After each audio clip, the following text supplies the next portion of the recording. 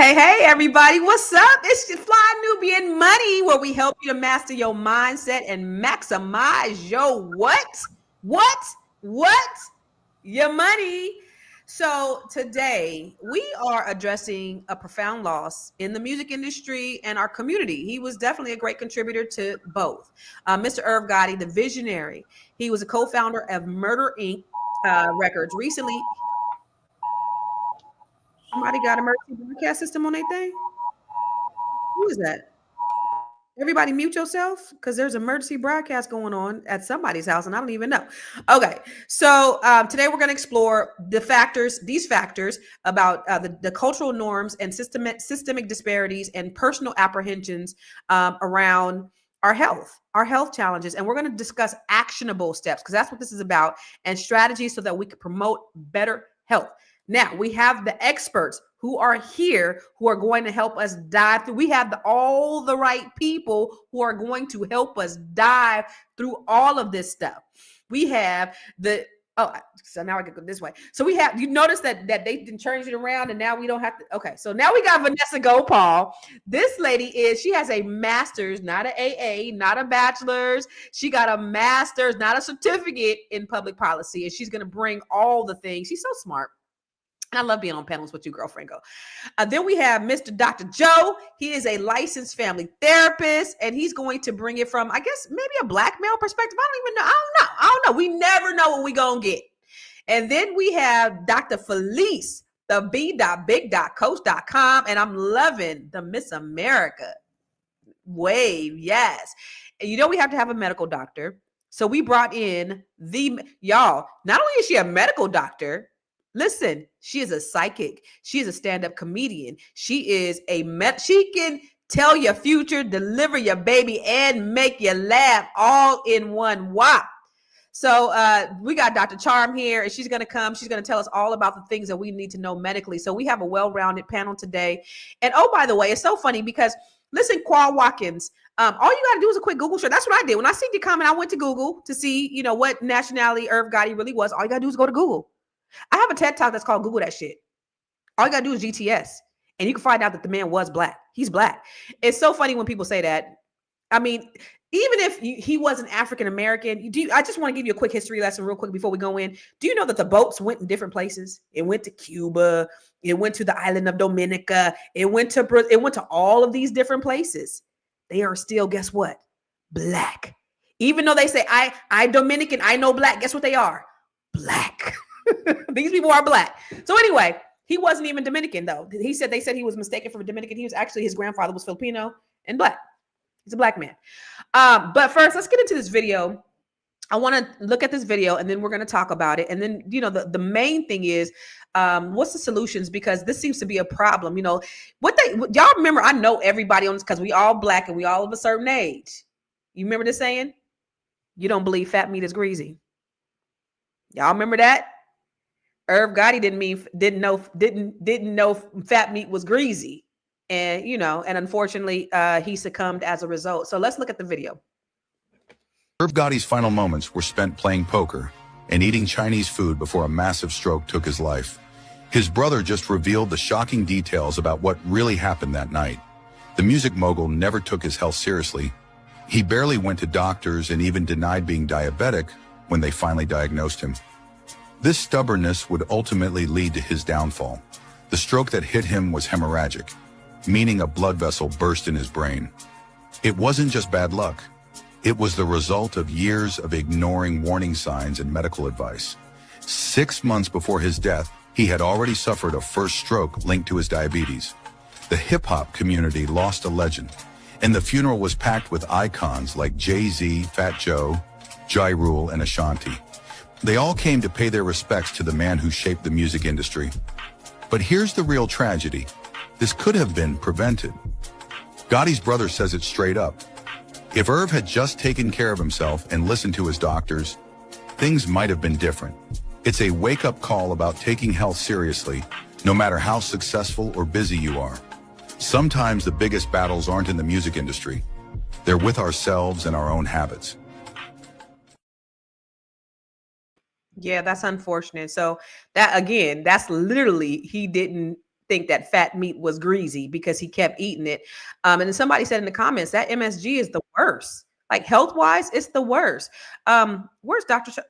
Dr. Charm? What's going on with Dr. Charm? So, Vanessa, what was your thoughts when you learned that he succumbed to that? And yeah, what was your thoughts? And then I mean, I thought he was very young. I think I was kind of blown away, especially at this point in life. I'm like, wow, that's really young. But I've dealt with family members, specifically my dad, who have really had a hard time kicking things like diabetes, high blood pressure. We forget that food, some of our habits like drinking, it's an addiction. And then I think it's also a reflection, which I'm sure both of the doctors can speak to that on the panel today, is that in addition to like my father, he would cope drinking. He went to Vietnam War. And so I think this cycle of like bad habits is promoted when you have like mental health issues, when you're dealing with stuff. In addition, that's kind of what they push off to us for years. We've been fed this fried food, and all that stuff's addiction. Sugar, fried foods, all that stuff is addiction, and then you're not educated about it on top of it. So that those were my first thought. It kind of reminded me of my experience with some of my family members, specifically with my father. Yeah, that's actually a good direction to go. Joe, have you had anybody in your family that may have lost their life or a limb to diabetes? You're muted.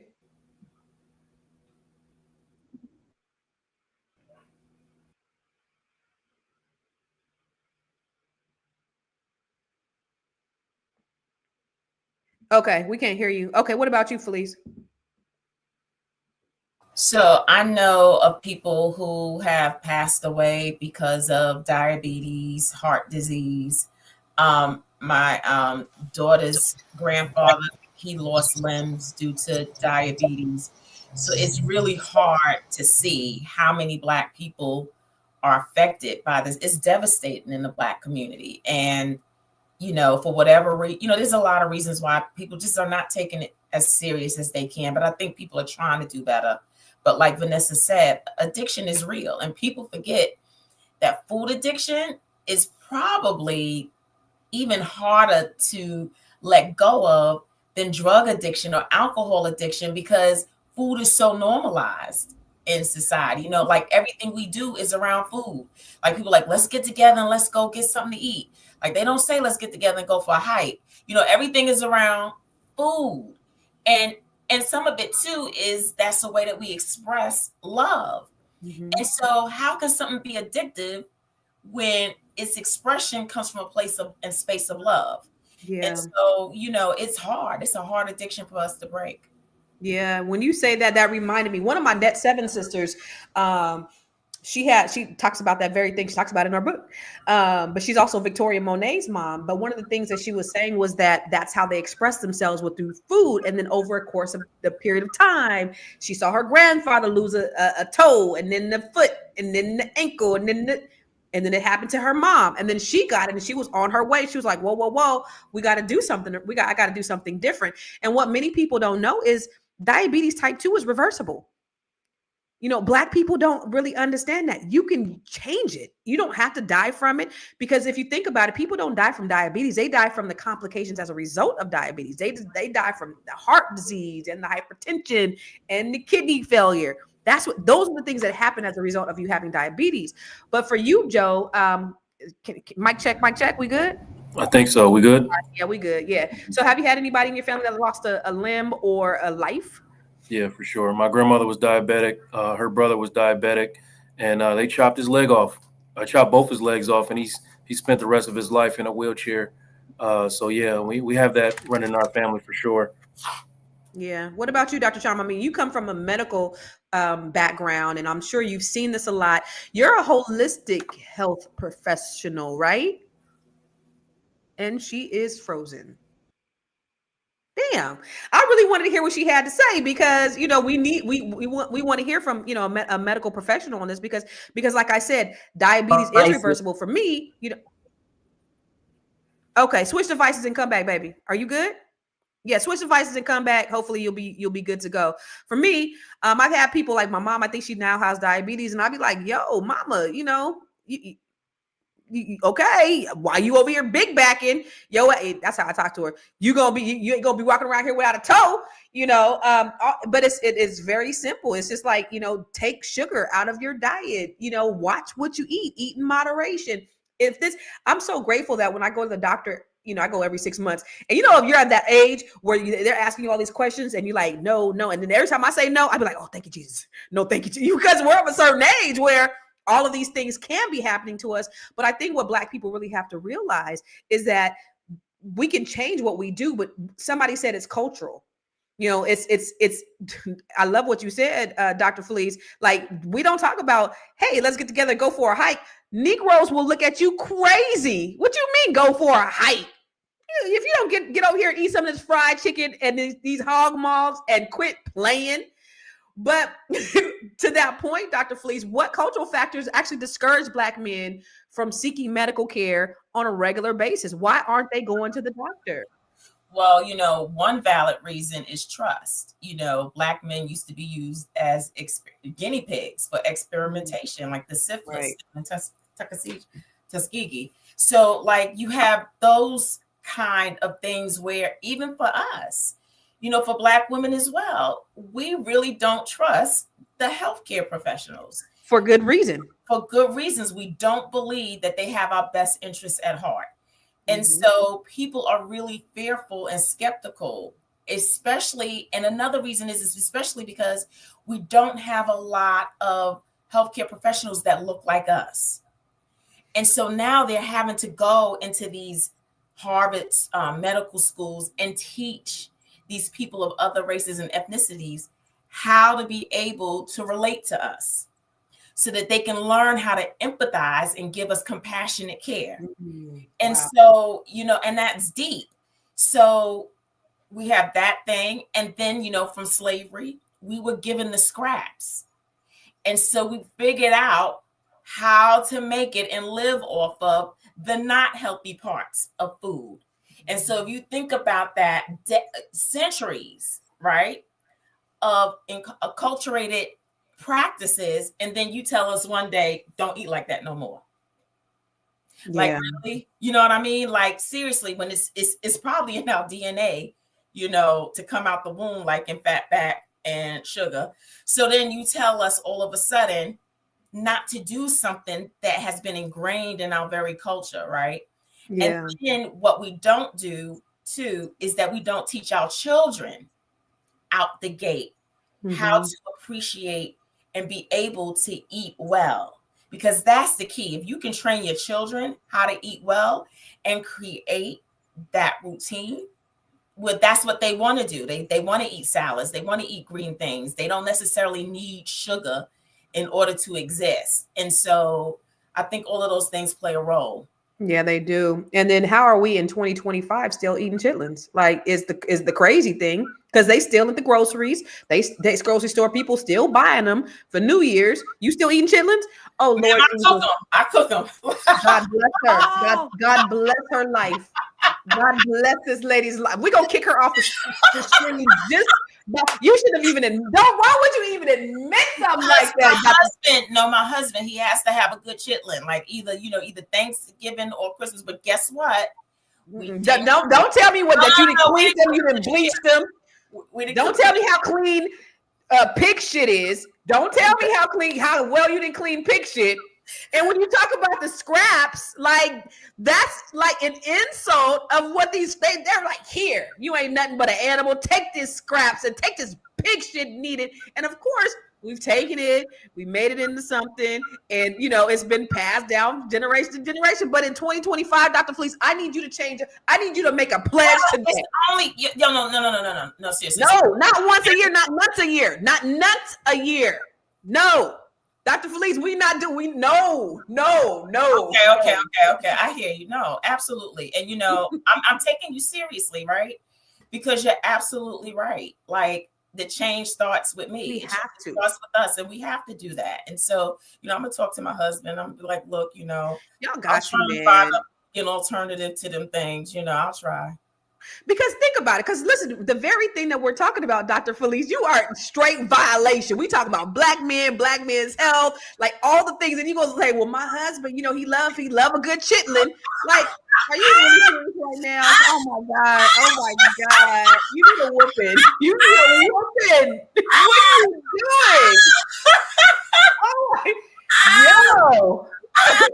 Listen, Tiara's back there smoking weed right now. Like, it's a whole mess on this stage. Dr. Charma, like, we having technical difficulties, and then Dr. Felice says she cook her husband chitlins. What is going on today?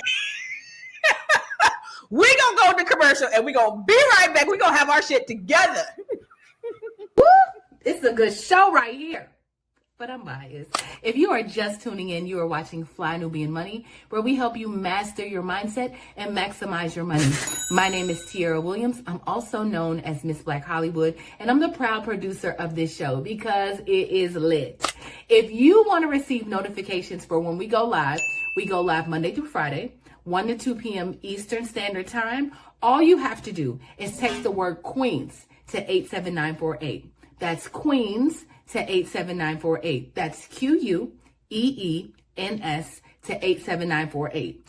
Also, if you want to grow your money and not blow your money, all you have to do is go to flynubianmoney.com. There's all kinds of resources, there's courses, there's free giveaways. There's just no reason to be broke in 2025. All you have to do is go to flynubianmoney.com. Obviously, you don't want to be entertained here. You want to know enough to grow. Wait, I need to put that on a shirt. You got to know to grow. Got to know to grow.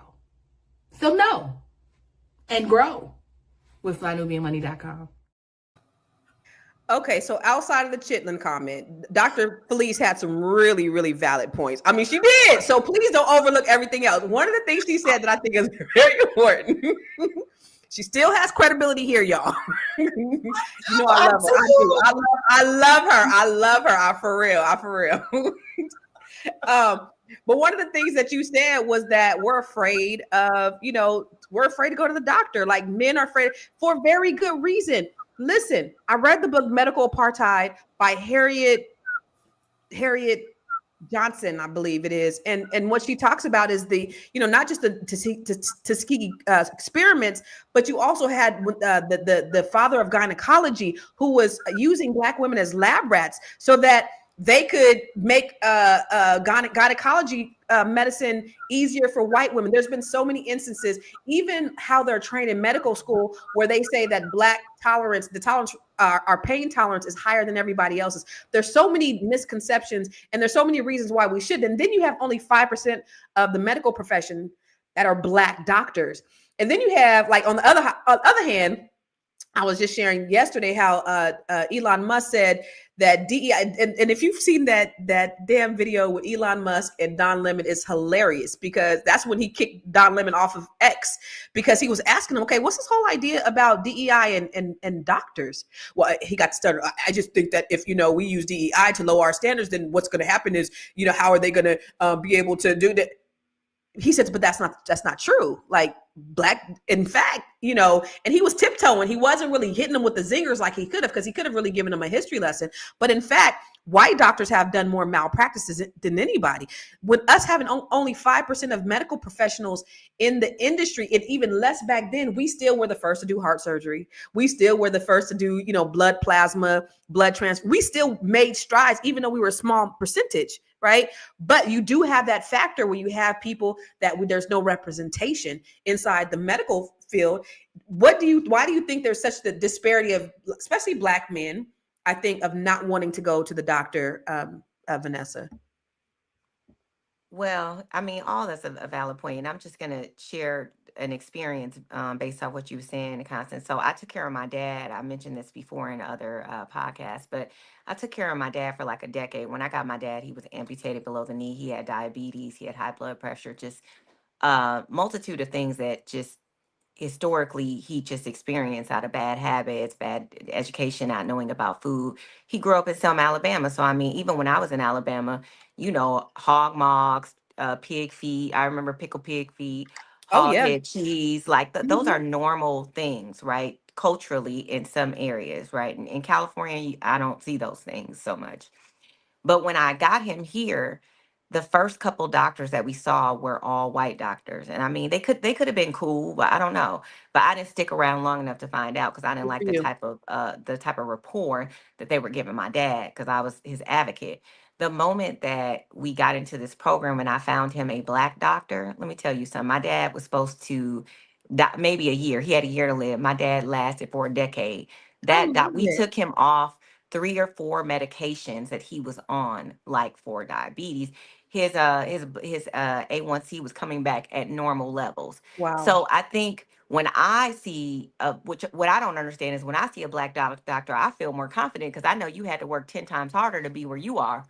I know that you had to jumped through, and you're probably breaking hella barriers in your family. So I Yeah. mean, I think overall, like we need more representation of black doctors in the medical field, and I think that that would make maybe black men feel more comfortable because when your doctor is somebody who you feel comfortable with, who you trust, then you don't mind going to them. You don't mind when they give you results. You're like, did they skew the results? Did they mix them up? Are they trying to put me on a drug? Because like same thing with me. I had to keep going to see till I got to a doctor because these doctors, I feel it. Like why you wouldn't trust the system historically, and then just going to see doctors. It's just like they don't care. They want to pump you full of pharmaceutical drugs. They don't care. They're trying to get to the bag. It's the way that the system is set up doesn't work. It's not in the interest of the patient in It's general. So then you add another layer to being black.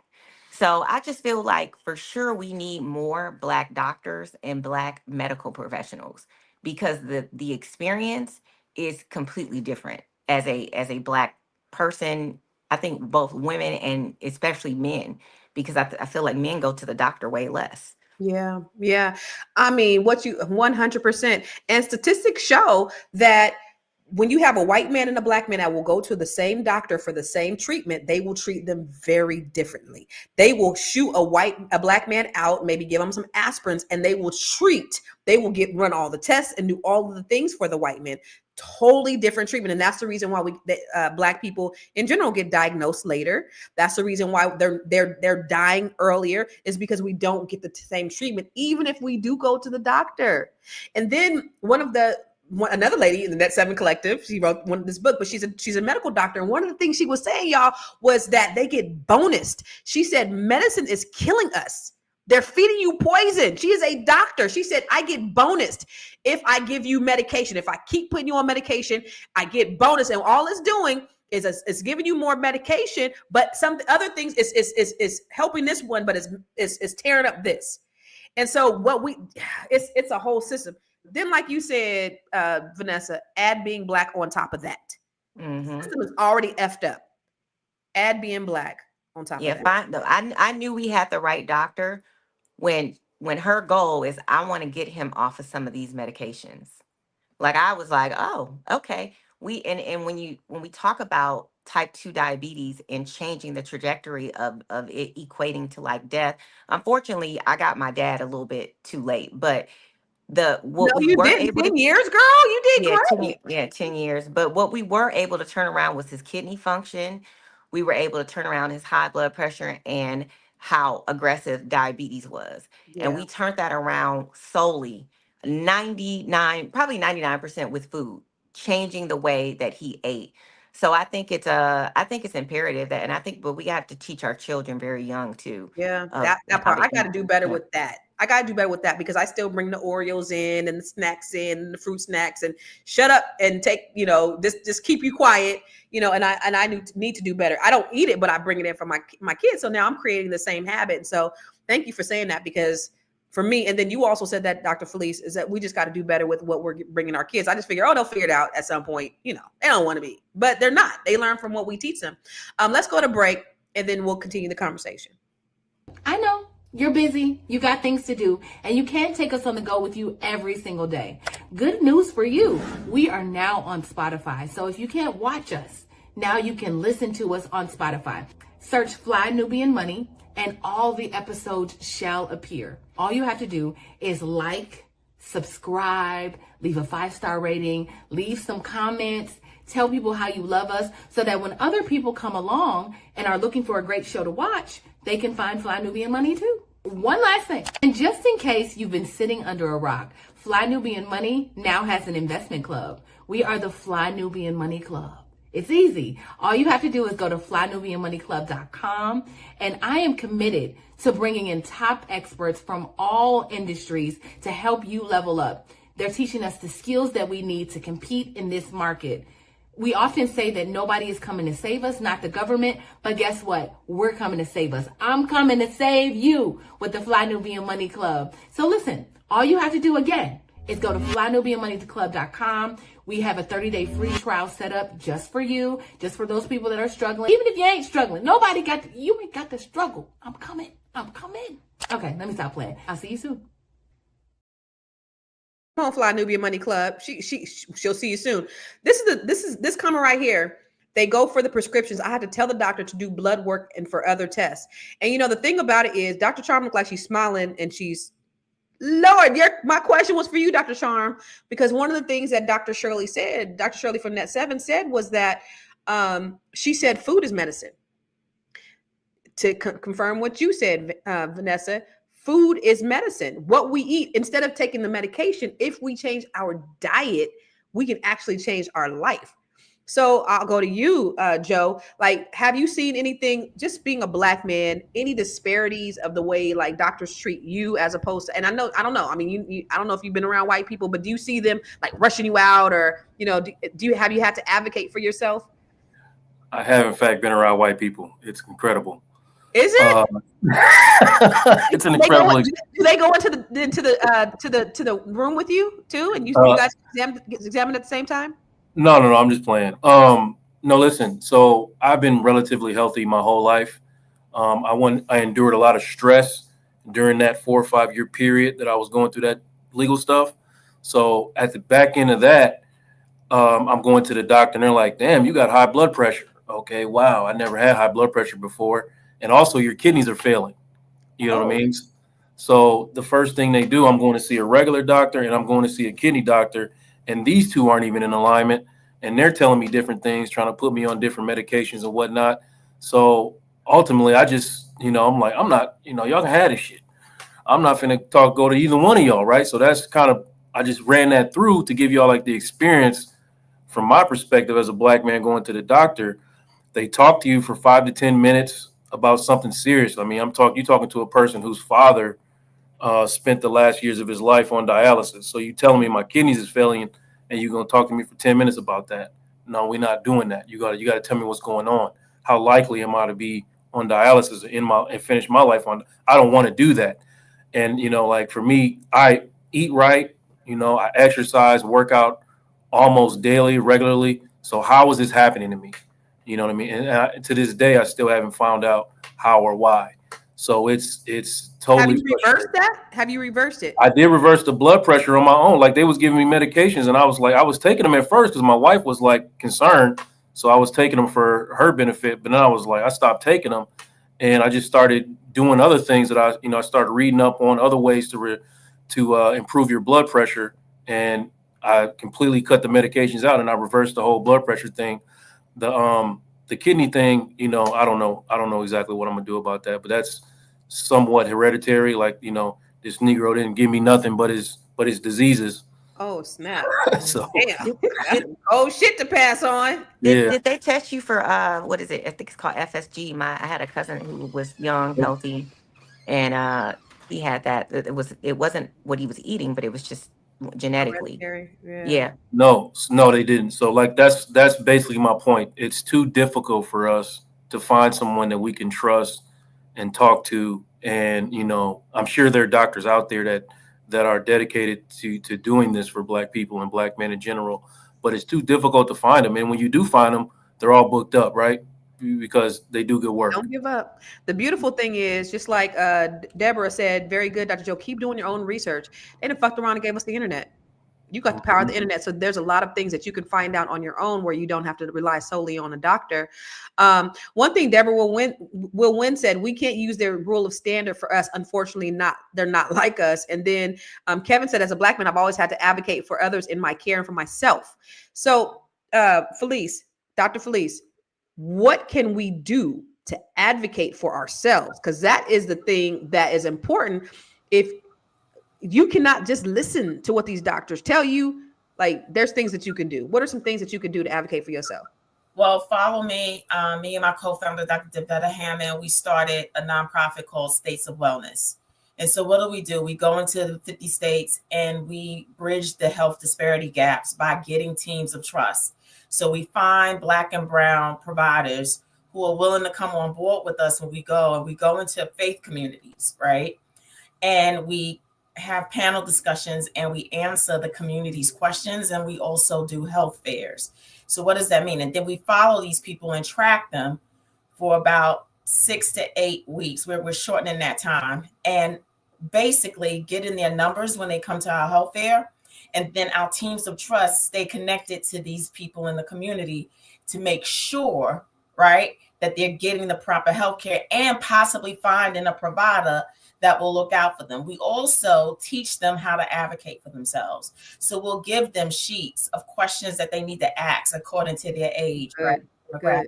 And so because we know that these are the issues that our communities are facing, we bridge that gap over those issues. And so there are ways that you can advocate. One of the things that I tell all my clients is that before you go to your doctor, like you said, Google what are some of the questions I need to ask, because unfortunately, the insurance system has made it so that our doctors can't even ask you really good, vital questions, because they got to get you in and out or they're not going to get paid. Yeah. And so what you have to do is you have to go in and you got to tell your doctor what they're going to check. Mm-hmm. Yeah. Yeah. And sometimes I play the race card, and I got a Black doctor. I'm like, look at here. You're not going to skimp on this Black girl. You know that's right. And so I'm not leaving this office until I get my questions answered, right? Because I know you on a time limit. I'm not leaving. And so you have to make sure that you stand your ground when it comes to your issues. You got to tell them what you want them to look for. That's right. And they really do and can appreciate that you hold them accountable. Because if you don't say it, ma'am, it'll never happen, and they won't check it. Never happen. And so it's really pathetic. And so, but look at it this way too. Aren't you worth the work that it's going to take to live the life you deserve and are worth having?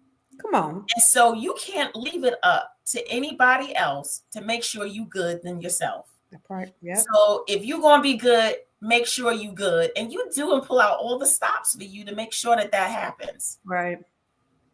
Yeah, no. And you know, the thing about it is, you know, when we have people of a certain age, they take, can you mute Dr.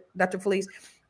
When you have people, especially Black people of a certain age, they take everything the doctor say is gold, and they don't ask questions.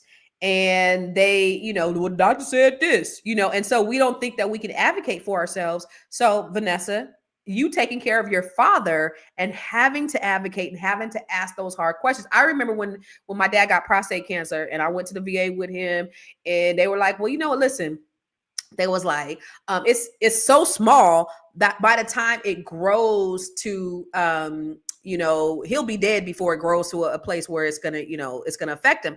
You know, he'll be, you know, he'll be 100 years old, whatever they said. They said this will probably outlast him. And I said, yeah, no, we're not doing that. We're gonna get this cancer out of his body. We're gonna do that. Because here's what I know, Dad.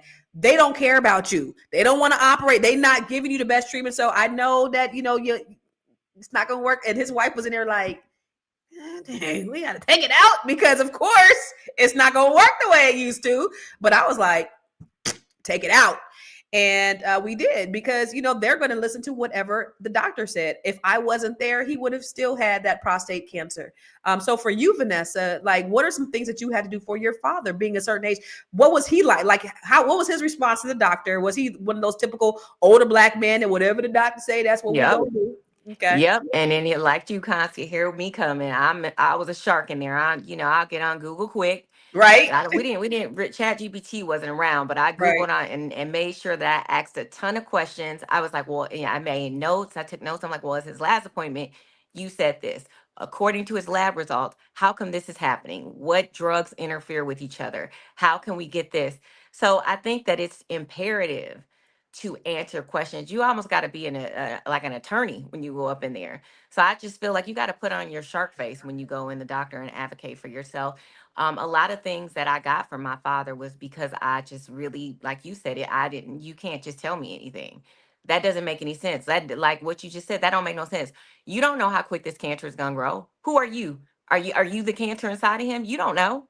You're Right. practicing medicine. And that's what we have to understand, that doctors They're are practicing. practicing medicine, which is the reason why it's so hard to sue them, because that's what they're doing. They're practicing. So, if a doctor is telling you something and something doesn't feel right, you have questions, get all your questions answered. And guess what? If not, go to a different doctor. I switched doctor. I switched my dad's doctors 4 or 5 times, and then he had specialists. I switched their asses up too, because you're not about to tell me anything. You're not about to tell me anything. I can get in Google. If Google says something different, and I ask you, and you don't know anything about it, you ain't the right doctor. Let me tell you Or if you something. don't, Let me tell you yeah, something, Vanessa. When Google came around, that was the worst thing to a doctor's life. You hear me? Because now everybody is a professional. That's yeah, right. Now I yeah. know the questions to ask. You can't get over on me no more, right? Yeah, no, you can't. But a good doctor, honestly, like when I got my dad to the doctor that I love, I stopped. I just let her kind of take over. I could relax a little bit, because she would be the one, really making sure, asking me all the questions. How's he doing? What does he do when he do this? How he's been on this medication for 30 days. How is he responding to it? Like, those are the type of questions where I was like, oh, she in her medical bag. Right. So you really have to get with someone, that I think a doctor too, who's just passionate about the people that they see, because there are doctors like that. Like I switched OBGYNs because, let me tell you something. I went through so many. I almost died messing with some of these fraudulent OBGYNs. Wow. But when I got a good one, she stayed with me. She asked me questions. She wanted to run tests. I could tell she was thoroughly interested in me. So I just think, like anything, we go shop for good bargains and can stay online looking for stuff all day. You got to be like that with your doctors. Right, right, absolutely. Mine too. I remember I told them I had some issues with my OB in California, and she was like, "Okay." Came down here, and it was like, "Oh no, you have fibroids. Let me do an ultrasound." Oh, you have, and I've been had them fibroids, and I told her the same thing I told her, but this one actually did the work, or order the test. Like, that's all she had to do was order an ultrasound, and then we found out that I have fibroids. But one things that you said that I really want to just put an exclamation point behind is that you can change providers. I want y'all to understand that. Like, y'all, if a doctor is not giving you the attention that you deserve, if they're trying to rush you in and out, if they're not talking to you, if they're not explaining to you, guess what? You can swap them out. You really can. We'll talk more. And I think we got Dr. Charm coming back after this next break. Are you a Black business owner looking to expand your reach? Well, has Fly Nubian Money got good news for you? We are building a Black business directory to connect you with customers who need your services. And here is the best part. It is absolutely free. Email us at info@realvirtual.net. Send us your business name. Tell us a little bit about what you do, what services you offer, your website address, and your contact information. That's it. Together, we are going to build and circulate the Black dollar. Get listed today and start connecting with people who are probably already looking for you. Man, I'm trying to tell you, Gwen make me want to go into a dark closet when I listen to her voice. Woo! My God, sexy. Mute yourself, Dr. Felice. So listen, I wanted to ask you, as you kept coming in and out, I almost got seasick watching you coming in and out, Dr. Charm. You good? You Gucci? I'm Turn your glad phone to this be back. way. I've been on 2 or 3 different devices. I'm on device Turn your phone number this 3 way. now. Can you turn your phone this way? Can you turn your phone this way? Okay. Oh, are we good? No. Can you unlock it? Let me unlock it. Lord Jesus. Okay. We just want you to, just kind of balance out. But while you're unlocking it, Dr. Charm, what I did want to help ask you, because you're a medical professional, you're a holistic health provider. What are some things that we can do today to start eating to make sure that we have that longevity, that we're healthy, that we're not getting sick? Because Well, Black people, I got a few culturally, things I want to say. Okay. Go All ahead, right, girl. y'all can see me, right? So I apologize. I don't know I've never had this happen before. So anyways, we're on device number 3. But here's the thing, and I was listening to you guys backstage while I was trying to get my technical stuff together. What struck me is that Irv Gotti was no longer married. And we neglect the fact about human relationships and how important that is in health. That's Most a of the great time when point. I was practicing, the wives were the ones that were dragging these husbands into the offices. And so marriage has shown to lower depression, lower heart disease, lower risk of stroke, because loneliness really increases what we call inflammation. And so you think inflammation like, oh, I hit my arm, I hit my leg, or I sprain my ankle, and then it swells up, and then it starts to, you wrap it and you put ice on it, and after a matter of time it goes down.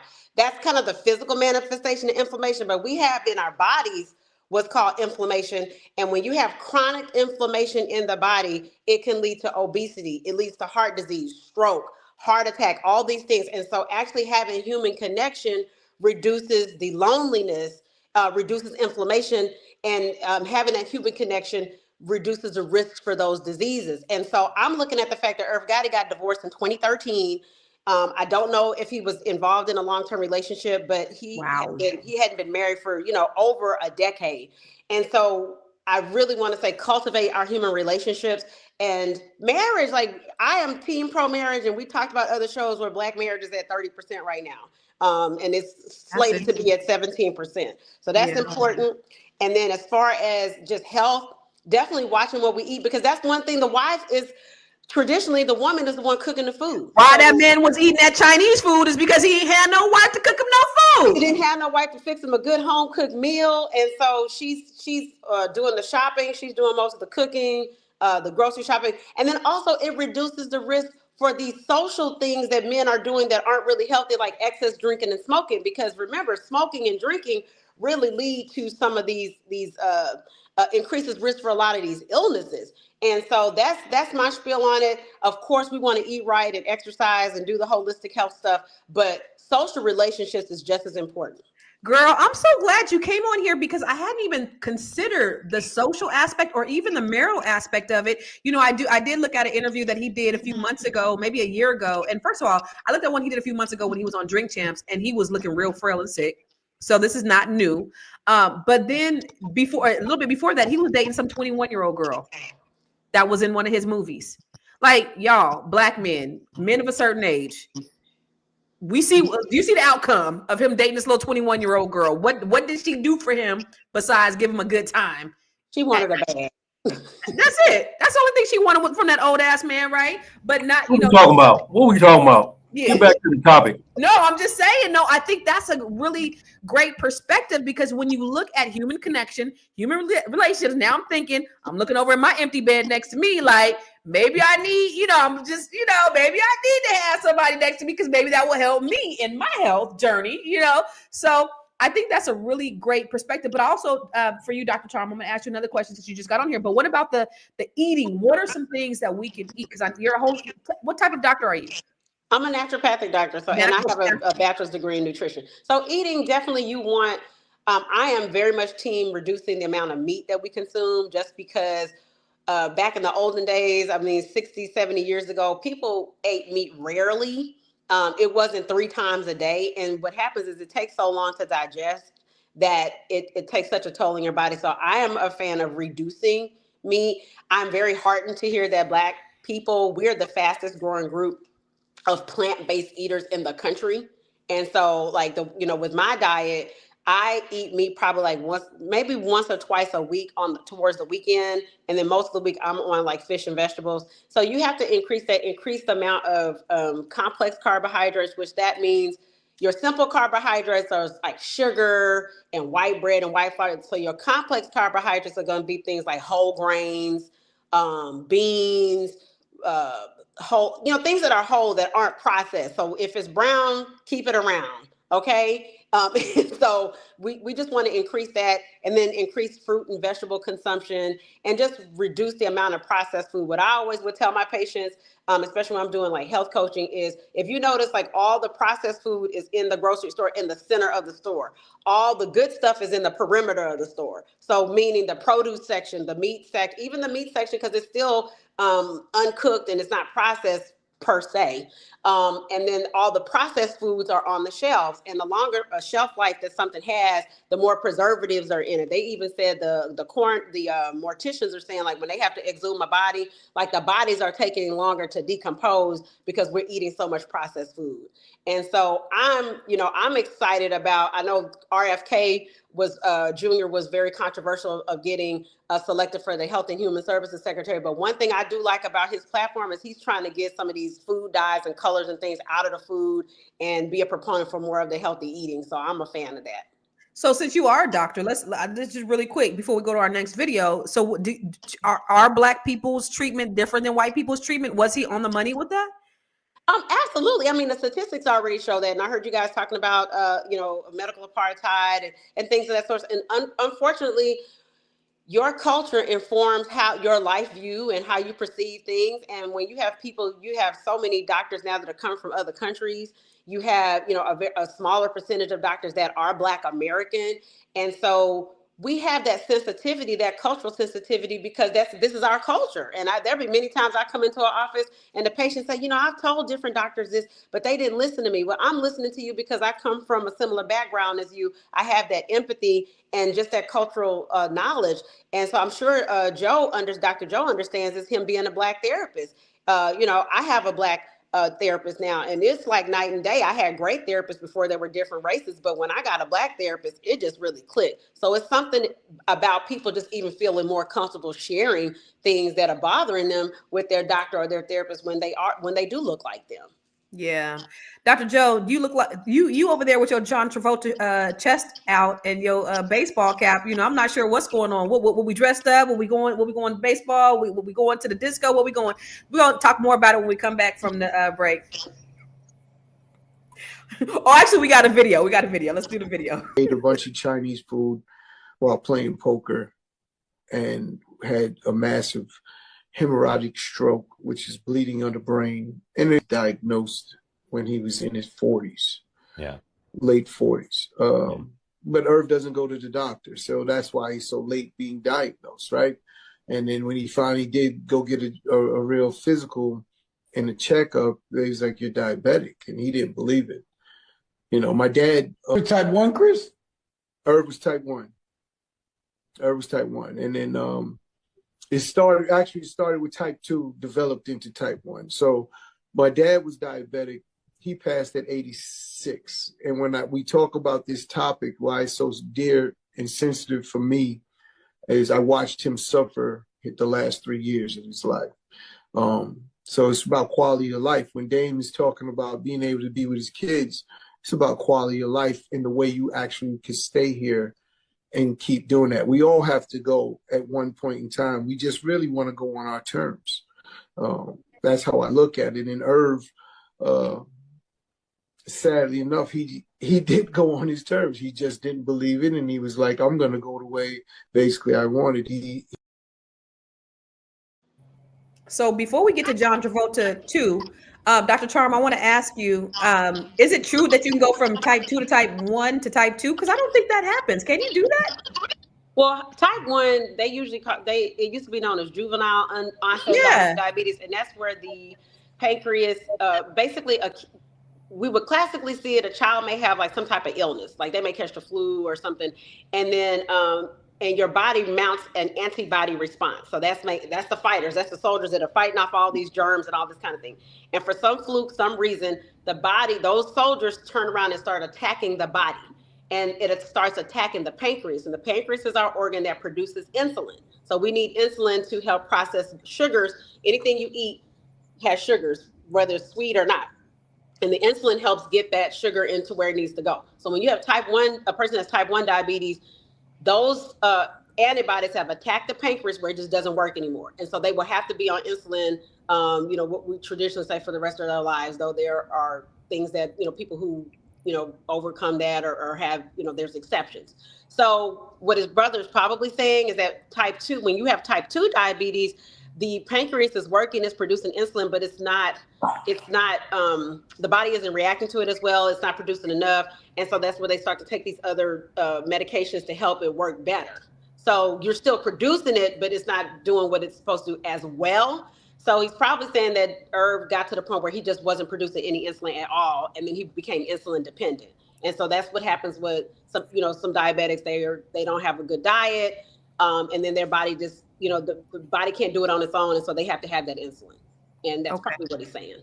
Yeah. Okay. Because I was confused. I was like, I know you can go from type 2 to type 1 to type 2, because when you have type 1, it's like something that you're born with, or it's juvenile diabetes, and then type 2 is one that you can reverse.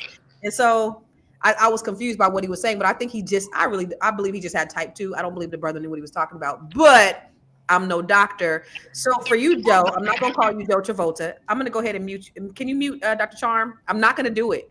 Joe, I'm not going to call you Joe Travolta, okay? Because that chest is looking real sexy with that chain right there. Oh my God. Chef kiss.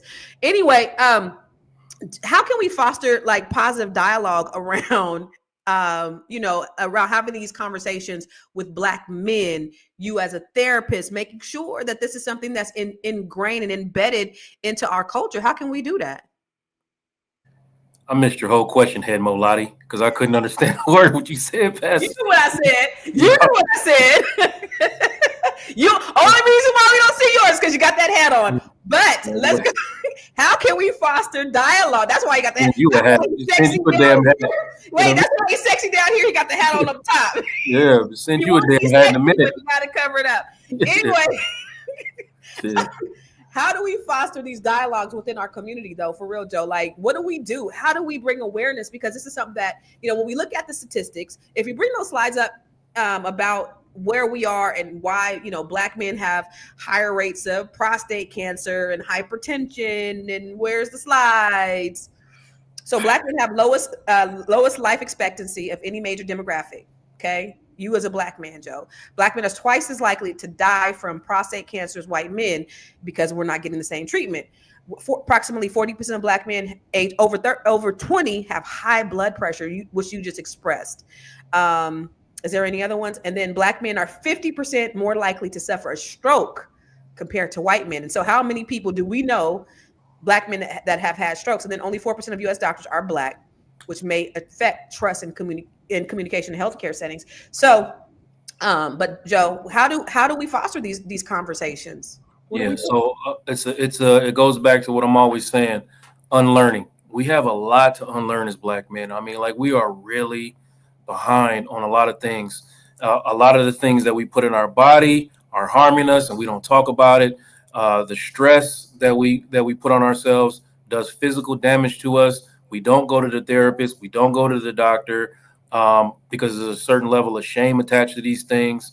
We're not having real conversations with each other about the things that are ailing us. Like, brother, I mean, hey, do you have diabetes? How are you managing it? We should be talking to each other about it. So we foster those conversations in community. Like, we got to talk about them to each other because Dr. Charm is right. A lot of the women are bringing us to the doctor. And then some of us, a lot of us are in relationships with women, that are bringing us to these doctors to have these conversations. I guarantee, I'll be honest, there's a lot of times I would not have gone to the doctor had my wife not have made me go. You know what I mean? Because I'm just like, look, I'll be all right. Yeah. Give me a little bit of that tussin. I'll be straight.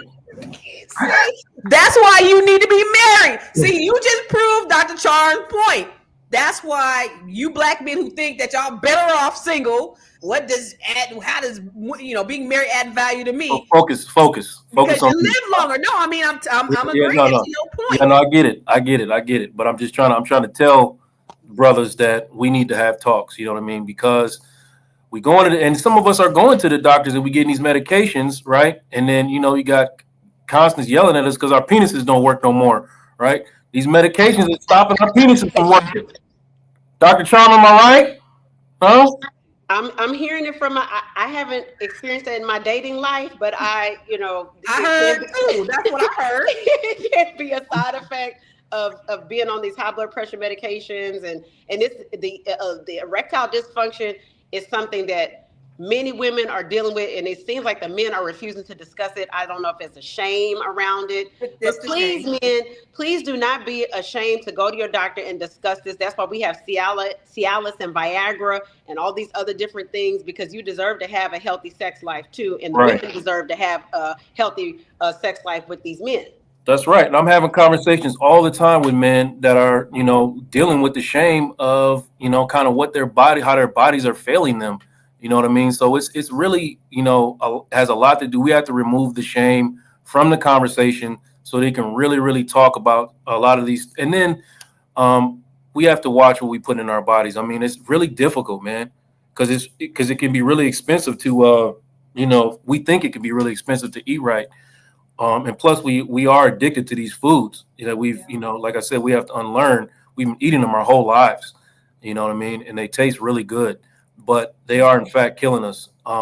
So for me, the way that I start talking about these conversations, I always make men understand and think about the people that will be affected by their loss.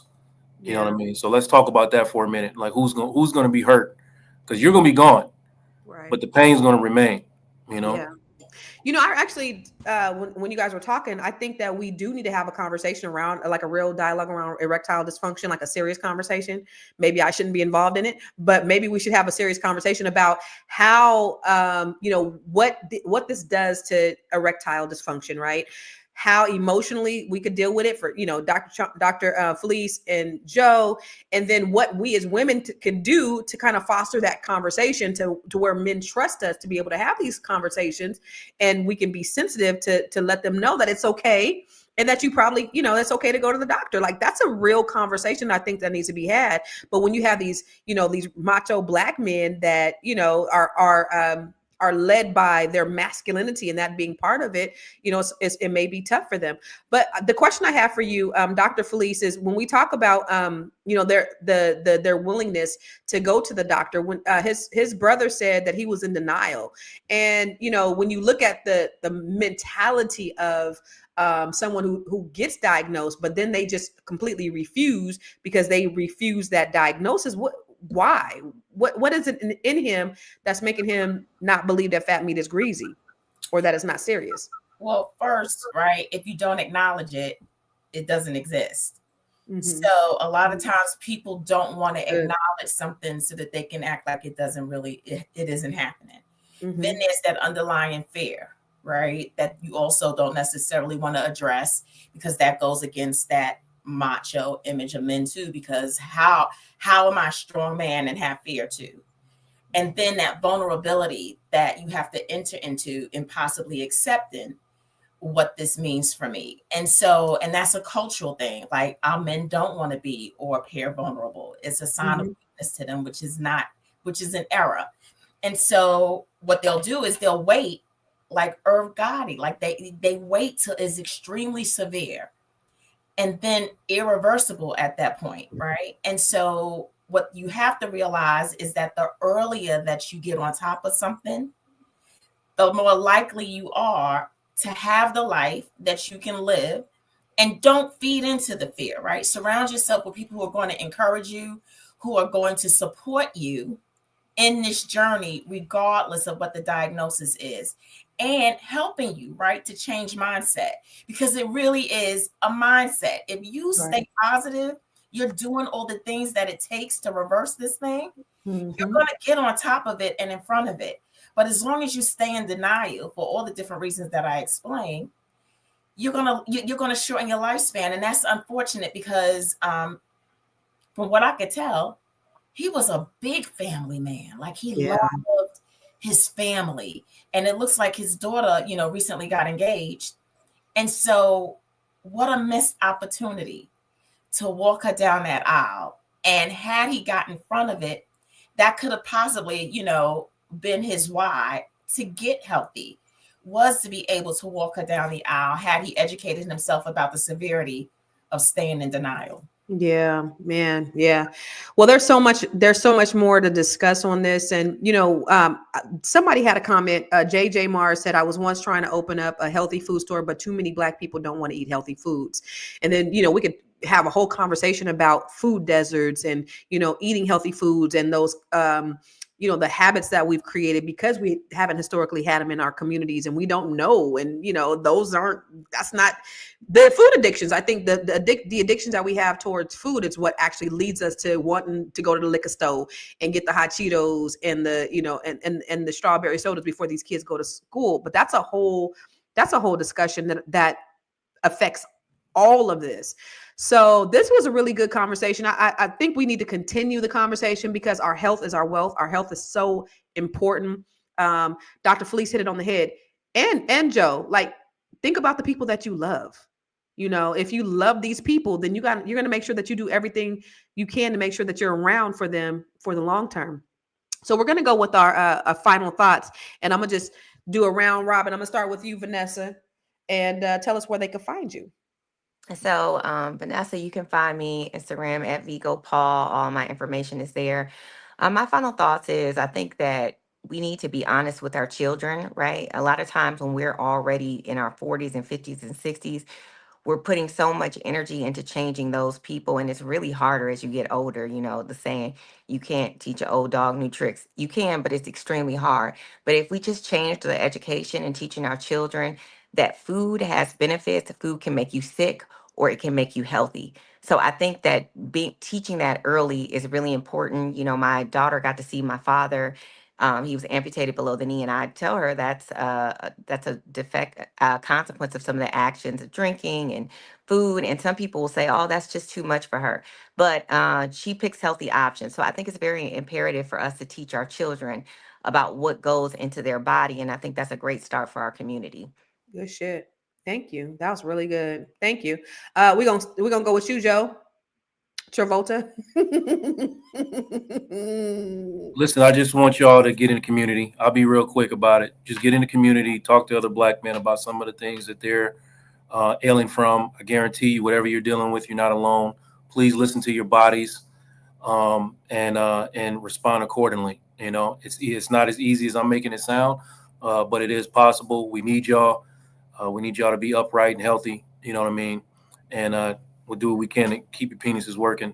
You can find me at realuconsulting.com. On there, you can go to the link for the GoFundMe. I'm raising money to get Constance a collection of headbands to keep her forehead concealed. All right. Y'all have a good day. Everybody together. Come on, Joe. Come on, Joe. Together.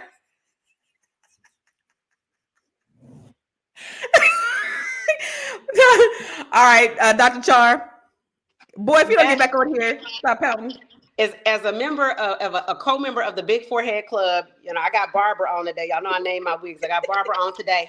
Listen, we in solidarity, sis. Covering their forehead, but I love my African high forehead and Constantine's forehead. Okay, so I just want to say, y'all, I'm really glad to be on this panel to offer the medical perspective.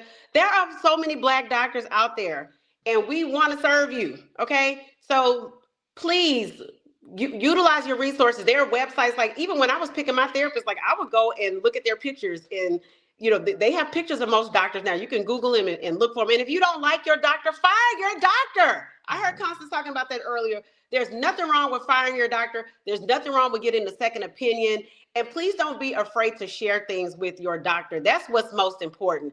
Irv Gotti, it's a sad situation, but I have seen Black men end up on the stroke floor because they had high blood pressure and they didn't know they had it. It is the silent killer. Unfortunately, there's theories about in slavery where we had to hold on to salt because we were working in this backbreaking work. And so there's higher incidence of high blood pressure due to this genetic mutation from slavery. So we're fighting battles, but I'm heartened to say Black people, we are plant-based now. I'm in Atlanta. There's so many vegan restaurants over here on the West End and in Edgewood. We're taking control of our health. I'm not subscribing to that we eat all this unhealthy food. Yes, we, just like anybody in America, we do, but Black people, we're really taking control of this, and I love to see it. And so with that, the other medicine is laughter. I got my new shirts. It's against my religion to tell y'all my business. Base inspired by Onaja, the Pakistani princess, the Pakistani queen. So I got shirts on my site, charmcomedy.com. I got shirts without the face on it, all kind of different designs. I got a show this weekend. If you're in Atlanta, March 1st, Saturday, 7 p.m. Keenan presents Road to Las Vegas. Come check me out, and it will be pay-per-view for $9.99. If you want to get that link, download Radiant TV, The Road to Vegas. Come check me out. Thank y'all very much. Me and Barbara love you. Let's go, Dr. Charm. You know what? I'm so glad that you got on here today, even with your technical difficulties, because I was really getting seasick just seeing you go in and out. But I really love the perspective that you brought, because it was something that I hadn't even considered. But when you think about it, it's the real truth. So all things Dr. Charm. Y'all, if y'all in ATL, check her out this weekend. Hey, you've been killing it on them skits too. I've been watching. Your shit is good. It's great. I love it. I love it. Follow her on TikTok. She got her skits about that lady in Pakistan. Thank you, Onaja. Yeah, funny. Super funny. All right, we're going to round up with you, Dr. Felice. So, Fly Nubian Money Club, one of the things y'all always say is to leave a legacy of wealth. Well, now let's also include leaving a legacy of health to our families and loved ones as well. You can find me on the b.big.coach on Instagram. My website is thebebigcoach.com. My book and this companion journal is on Amazon, Barnes & Noble. And so I look forward to you. If you need some help, you need some therapy, please reach out to me. I'm here for you. Come on. Your health is your wealth, and leave a legacy. I will say, Irv Gotti's passing is such a reminder of the health challenges facing Black men, Black women. Overall, we have higher incidences of death, but especially Black men. And Irv Gotti's death from a massive stroke, and he was just in his early 50s, by unmanaged diabetes that could have been managed. It highlights the dire consequences of neglecting our health. Black men, it is imperative that we address the barriers preventing you, from seeking medical attention, whether it be cultural, systemic, or personal. Okay. So to the Black men watching, we love y'all, and your health is invaluable. We need you to do this today. Call your doctor, make an appointment, get yourself a checkup. If you have not gotten a checkup within the last year, I actually do them every 6 months. If you haven't gotten a checkup within the last year, call your doctor today and schedule your appointment and get a checkup, get your blood work. Find out if you have any STDs. Find out if you have any high blood pressure. If you have high cholesterol, find out today, okay? And then continue conversations with your family about the same thing. It's time that we start integrating this into our culture. This is something that's not talked about. Dr. Felice said, if we don't talk about it, it doesn't exist. We have to continue to have the conversation. So I want to say a big thank you to our panelists. Listen, we got the policy maker, and I did want to talk a little bit more about policy, but we didn't get a chance to, because the conversation was really great and was really rich. But we got the policy maker. She ain't got a certificate. She ain't got an AA. She ain't got a bachelor's. This chick got a master's in public policy. Then we got Miss Doctor. She is a psychic medium. She is a doctor, and she's she could tell your future, tell you a joke, and deliver your baby all in one sitting. Then we got the b.big.coach. Look at Joe's already ready. And then we got Joe Travolta. Thank y'all for an amazing panel. You guys your information was so invaluable. We're here every day, Monday through Friday. You'll see me next Tuesday, but we're here Monday through Friday. And if you don't see us live, you can watch us on Spotify. Search for Fly Nubian Money, okay? And then also, remember, you can always text Queens to 87948. That's QUEENS. If you want all the latest updates, if you want to know when we are having a new training, or you want to know when we come live, or you want to get some stuff from Dr. Boyce, text Queens to 87948. We appreciate you. We're going to see you tomorrow. Same time, same bat channel.